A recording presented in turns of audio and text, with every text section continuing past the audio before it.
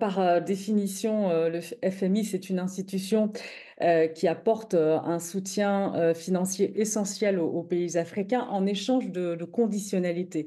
Et le paradoxe, c'est que les pays africains acceptent ces conditionnalités qui vont à l'encontre de leurs intérêts et de l'intérêt des populations. Alors, durant des décennies, le FMI mais aussi la Banque mondiale ont instauré une sorte de cercle vicieux de dépendance voire même de soumission, puisque les pays africains n'ont pas la main sur les décisions économiques qui les concernent. Aujourd'hui, il y a 21 pays qui bénéficient du soutien du FMI. Alors, ce sont des prêts qui sont octroyés en échange donc de conditionnalités. Ces conditionnalités, ce sont des réformes structurelles qui sont très impopulaires sur le continent et on peut le dire même qui mettent en péril la stabilité politique et sociale de nombreux pays africains. On l'a vu récemment au Kenya où on a assisté à des manifestations très violentes de grande ampleur pour rejeter d'une part le projet de loi de finances de 2024, mais aussi rejeter le Fonds monétaire international et les politiques d'austérité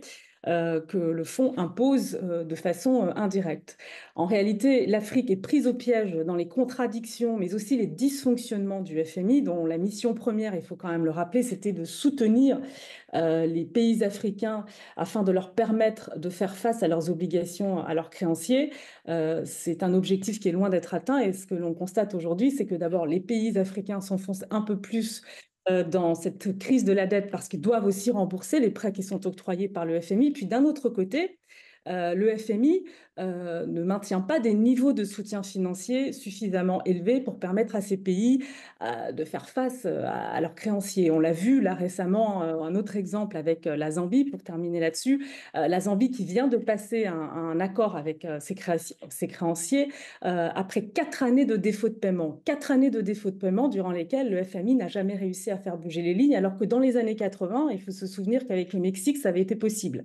Donc là, ça n'a pas été possible pour la Zambie. Et durant ces 4 années même, le FMI a fait pression sur ce pays pour qu'il restructure sa dette afin de continuer à bénéficier d'aides du Fonds monétaire international, d'aides bien trop insuffisantes, bien sûr.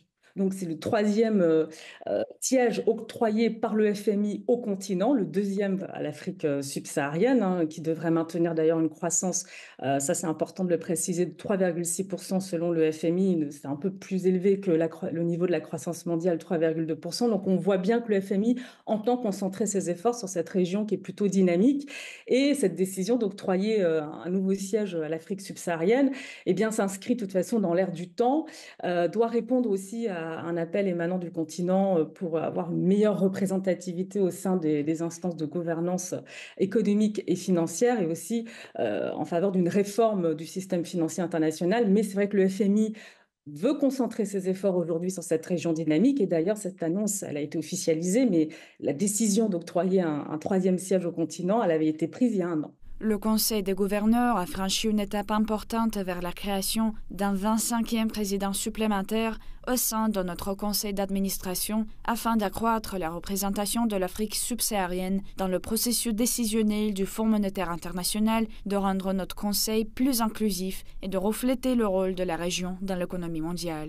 Alors, en réalité, le vrai levier pour peser au sein de l'économie mondiale, je l'ai évoqué, c'est la dette, hein. C'est la réduction de la dette. Quelles sont les réponses du FMI à ce niveau? Ce sont des réponses qui sont bien trop insuffisantes.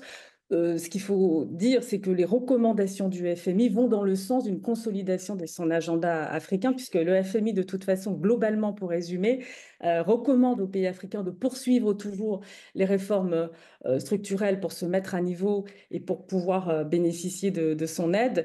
Et il y a quand même une nouveauté, puisque le FMI recommande parallèlement aux pays africains de mener des stratégies de communication, cette fois auprès des populations, pour les convaincre que ces politiques sont efficaces, alors qu'évidemment, c'est pas du tout le cas, puisque ce sont des politiques d'austérité qui pèsent très lourd sur les épaules des populations africaines. Alors, il y a évidemment des perspectives, c'est d'augmenter les capacités de financement en faveur du développement, mais aussi pour réduire la dette. Alors, aller vers plus d'autonomie, de souveraineté économique et financière. On voit les pays africains aujourd'hui se tourner vers le Sud global, diversifier leurs partenariats. Il y a des alternatives. On peut citer la Banque des BRICS qui souhaite se repositionner comme un modèle alternatif au modèle occidental et surtout éviter de faire comme le FMI, c'est-à-dire d'imposer des conditionnalités aux prêts qui sont octroyés. On voit que ce rééquilibrage aussi, il pousse aujourd'hui le Fonds monétaire international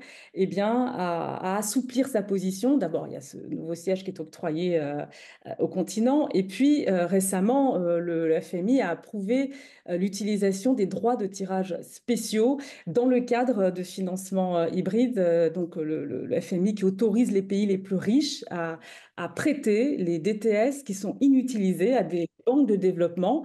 Et ces banques de développement, eh bien, elles vont pouvoir lever 4 fois la valeur des DTS qui sont prêtés pour pouvoir financer des projets qui sont critiques sur le continent. Et puis, il y a aussi cette prise de conscience qui concerne la dette et qui concerne les agences de notation internationales, dont le jugement est mal perçu sur le continent, trop biaisé pour les pays africains. Du coup, c'est vrai qu'ils empruntent à des taux très élevés et ils souhaitent inverser cette tendance et trouver là aussi des alternatives. Il y a l'idée, vous le savez, d'une agence de notation africaine publique et puis d'autres, pourquoi pas des alternatives aussi privées.